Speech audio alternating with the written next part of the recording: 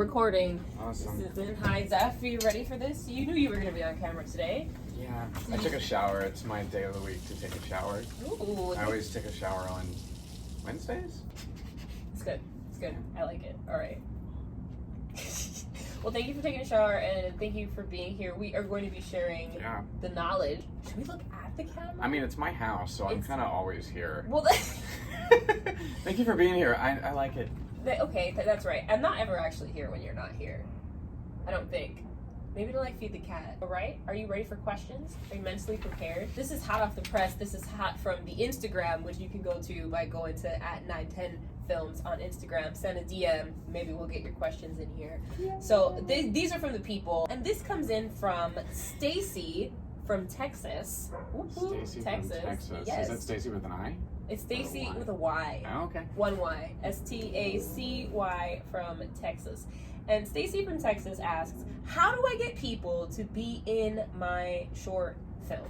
Like actors? Yes, people to perform in her short film. Pay them. Pay them. Stacy, pay them. Pay them money, pay them what? How does she know what to pay them or how much to pay them? Pay them money. I mean, short films, there are short commitments.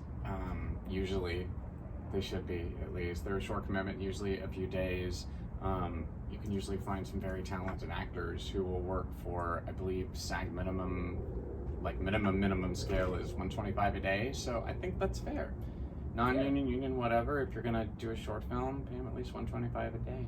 That's the minimum. You don't, when you do that contract, you don't have to pay people so little. You can choose to pay them more. Right. But that's the minimum you can pay them. And that'll probably entice, if you entice maybe bigger people, celebrities, higher status, people with influence to do it if you are paying more, Beyonce. Right? Beyonce, yeah, naturally. Is she gonna be in one of your films?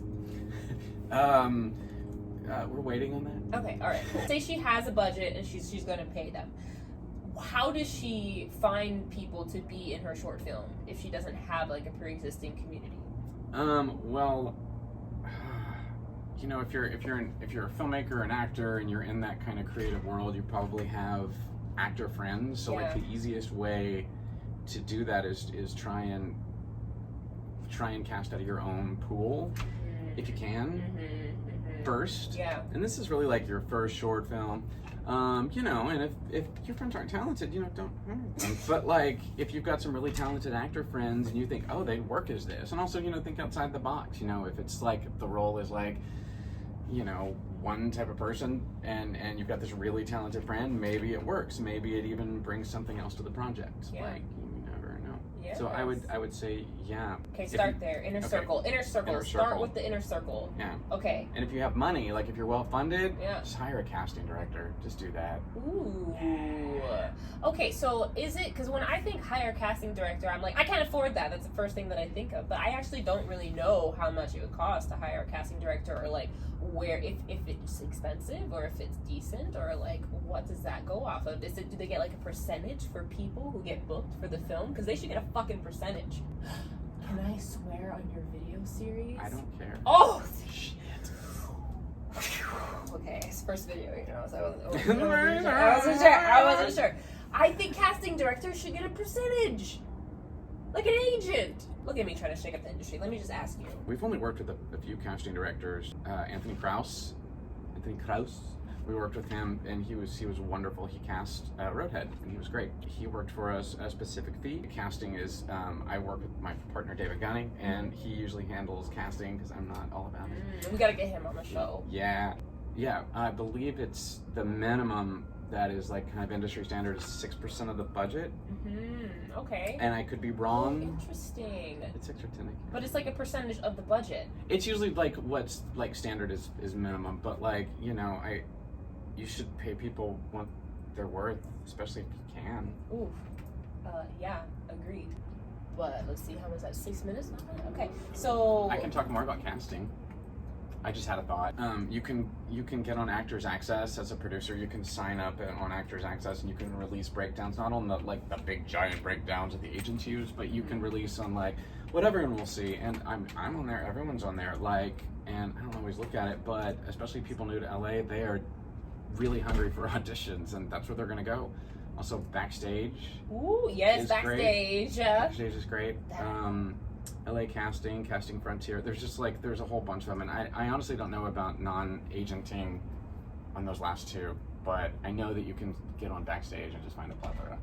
And I think there's a SAG indie website too. I think I used to go to, but I don't remember. I know we said we gotta pay people, and we do gotta pay people, but I know that on Backstage and some of these things there are some postings that aren't paid, and it's for like a credit, or it's for, so if Stacy is tight on a budget, maybe Copy Meals credit. Copy Meals credit. What is that? That's something that you see. It's like deferred payment, Copy Meals credit. That means you ain't ever getting paid. But they might feed you well. Okay. I like craft. All right. And if the movie ever gets done, you'll probably get a copy of it. If it ever gets done. Yeah. Okay, these are things to look out for. Cool. Thank you. That was good. That was good add-on. Oh, okay. All right. Well, thanks for the info. We'll come up with a catchier phrase later. But why don't you tell me something you watched this week? The people want to know. Okay, I really want to start. I'm Not Okay With This. What's that? It's a new show on Netflix, and it looks great. It's, I believe, the creators of Stranger Things and The End of the Fucking World, Ooh, which are both stellar. stellar. Yeah. But I haven't yet because I've been watching Lucifer. Okay, Lucifer the devil comes to Earth to take a vacation because he's tired of being in hell, and he's this super hot guy who's tall and people just can't resist him, and he owns a nightclub, and then he becomes a kind of a detective for the LA PD, and it is absolutely ridiculous, but it embraces all of the ridiculous that it is, and I cannot stop watching it. It's really, really fun. Okay, what are you on? What are you? Is it seasons? I'm in season 3. How many been like seasons a week. Are there? There's a 4. week in season 3? How many episodes are there?